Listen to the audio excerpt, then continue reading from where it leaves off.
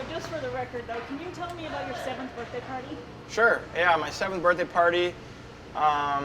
It was my first ever ice hockey season. It's my first season, and I invited everybody on the team to come to my birthday party. We had like a free skate at the rink, so I played hockey. My birthday party was at the rink. That's just how much I love the game. And Wayne Gretzky's son and daughter were actually on my team that year, and he actually came to my birthday party.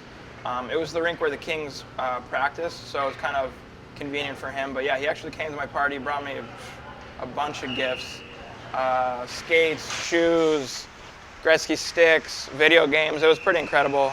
So yeah, that's something I'll always remember. Have pictures of it, and it's a pretty cool story. Do you feel like meeting him at a young age, at 7, do you think it kind of impacted your motivation to be a hockey player, and how does it affect how you approach the game and fans? Yeah, I definitely think meeting Wayne Gretzky, inspired me to play. I was pretty young at the time, but I knew he was the best, and just kind of over the years I had a bigger appreciation for him, and I guess it was something to strive for, and just I've always wanted to be a hockey player, and that definitely didn't hurt. And I think it has also helped me,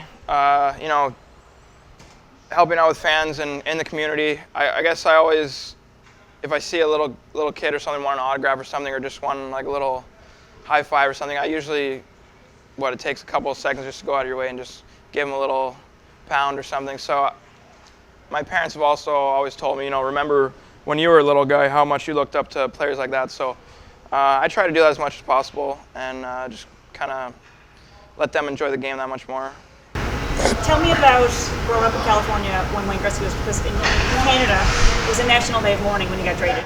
Yeah. So was that the feeling in California? Because hockey wasn't in California, right? So in Canada, if you played hockey, you were cool. Uh-huh. So how did you handle that? Like in school and all growing up playing hockey, couldn't have been a popular choice. So why did you pick hockey? Because it obviously wasn't the thing that everybody in California. Yeah.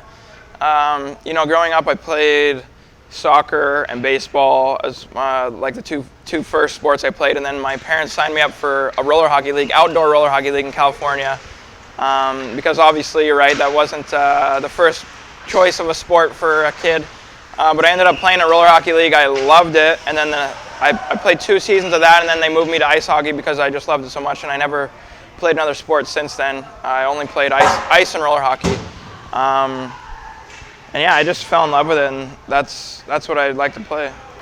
Yeah, as a kid, I didn't really play too many video games. I guess for me, after school, if I finished my homework, I would just go in my driveway and play roller hockey. I'd put on my rollerblades and just play roller hockey. If I was by myself, I would just shoot on a net or something and stick handle and just have fun.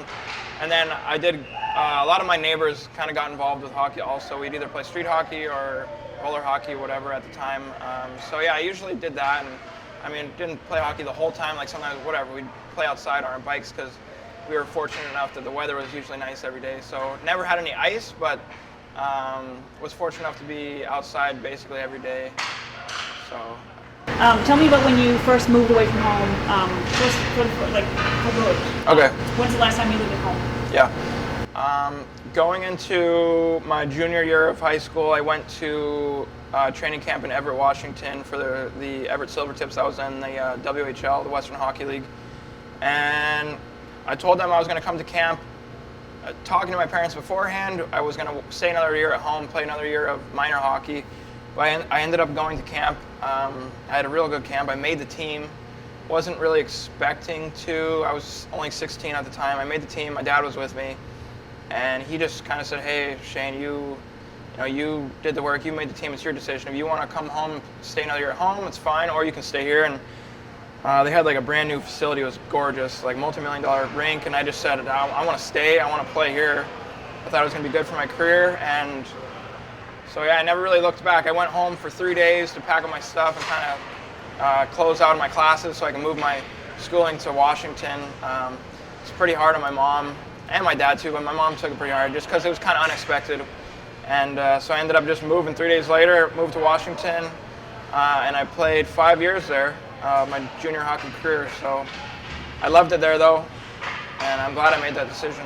So how often do you talk to your mom now? I talk to them pretty often. It's so easy now just to throw a text here and there, and I usually have my mom, my dad, and my sister on group text. That was another thing moving away from home. My sister is 4 years younger than me, so she was pretty young when I moved away. But it is nice that every summer I get to go home and be with my family. But yeah, I also FaceTime with them quite often, and I talk to them pretty often. So we always stay in touch, and they watch every game online, so they're pretty connected. Are they going to be able to make a trip up here? Yeah, they will make a trip up here. I'm not sure when, but every year they come out. Last year I was in Chicago, they came out, and they will be out here this year. I'm just not sure when.